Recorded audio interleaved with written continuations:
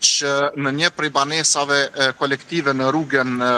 Agim e Binak Qelaj është ngujuar apo është bllokuar në censor dhe është nevojitur me pas edhe intervenimi i zjarfikësve fillimisht, të cilët çdo herë sa kërkohet në të raste janë aty dhe e kanë hapur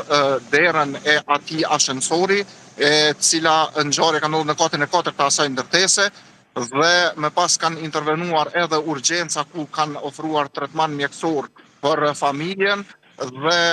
gjithashtu asistim ka pasur edhe nga një pjesëtar i policisë i cili ka qelluar aty me atë sa ka mujt me marrë informacion. Ngjarja ka kaluar pa pasoja, ndonë se disa minuta ajo familje ka qenë bllokuar aty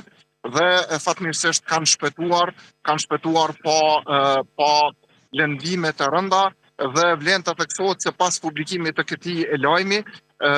kanë pasuar edhe reagime të qytetarëve të cilët kanë kërkuar inspektim, sidomos për objektet e reja banesore, të cilat sipas tyre nuk janë të rralla rastet që ndodhin në Pej, andaj edhe ne morëm këtë si rast precedent, pasi që ka ndodhur edhe në Brëm.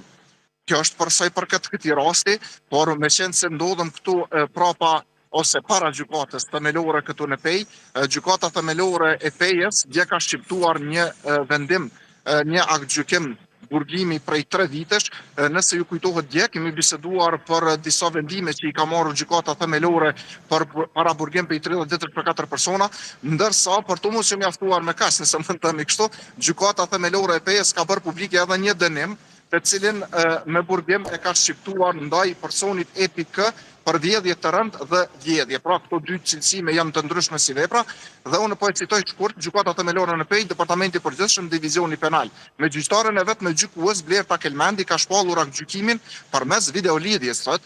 video incizimit ndaj të pandehurit, pra pa prezencën e të pandehurit në objekt, siç kuptohet, për veprën penale vjedhje e rëndë dhe vjedhje. Gjykata ka shpallur të pandehurin fajtor për nenin 3 dhe 4 të aktakuzës dhe pas unifikimit të dënimeve e ka dënu me dënim unik me gjop 800 euro dhe me dënim unik me burg pikos zgjatje 3 vite e 4 muaj, pra duke llogaritur edhe kohën që e ka mbajtur në paraburgim. Len me u theksu se edhe në rajonin e Pejës gjatë 24 orëve të fundit, për të më thënë tash 48 orëve të fundit, janë raportuar edhe 2 aksidente, njëra në rajonin në anën e Deçanit e tjetra në rajonin e Istogut, ku përpasoj fatmirësisht deri me tani, nëse mund të themi kështu,